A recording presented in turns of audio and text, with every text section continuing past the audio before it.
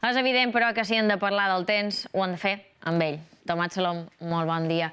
Hi ha una sensació generalitzada, és vera, que cada vegada fa més calor, però ara les dades també ho corroboren. Bon dia, Àngela. Sí, fa molt d'anys que tenim consciència científica en relació a l'escalfament global degut a la causa, en aquest cas, a l'activitat antròpica. De fet, avui, aprofitant que és el Dia Mundial de la Terra, en volem parlar amb aquest grafismes d'Edward Hawkins de la Universitat de Reading, que aquests mostren l'anomalia mitjana del planeta respecte del període 1971-2000. Els colors blaus més foscos ens indiquen temperatures que es troben molt per davall de la mitjana. En canvi, els colors vermells i els més oscurs ens indiquen temperatures cada vegada superiors. De fet, la tendència, com podeu veure, és clara en les darreres dècades i sobretot aquests darrers 8 anys que han estat els més càlids d'ençà que tenim registres. Això té implicacions en els fenòmens meteorològics, les precipitacions, les inundacions extremes cada vegada més recurrents, les sequeres, el desgel, les migracions de la població i també les onades de calor, i no tan sols les atmosfèriques. En aquest cas, també les marítimes, sobretot aquí a la Mediterrània, l'escalfament global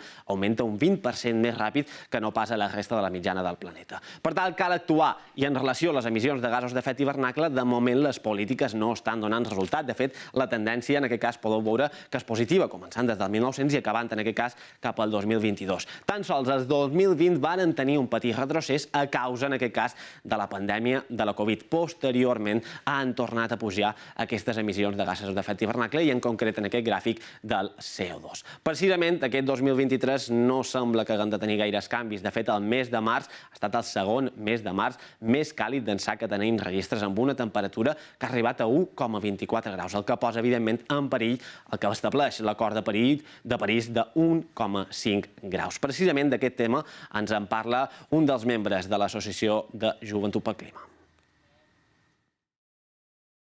Aquí a Espanya sí que ja han superat aquest llindar de 1,5 graus i estem a 1,7, perquè algunes comunitats autònomes n'han superat, pot ser l'1,5 o 1,6, però altres sí que han superat els 2 graus.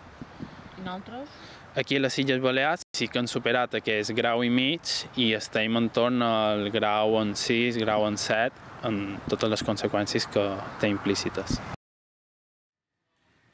Segons aquest grup de joves conscienciats i enfeinats amb el canvi climàtic, aquest objectiu de no superar el grau i mig de la mitjana és factible. És factible, però no amb el model de turisme que feim servir ara.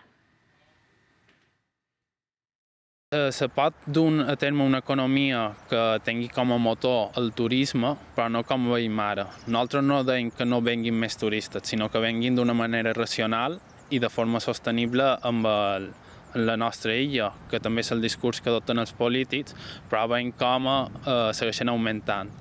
En les conseqüències tenim menys aigua, menys recursos, depenem molt de l'exterior i veiem com segueix augmentant el nombre de turistes i de visitants que venen a Mallorca i no només deim que s'han de posar un límit, sinó que s'ha de decréixer per adequar-nos a les necessitats que ens està abocant el canvi climàtic.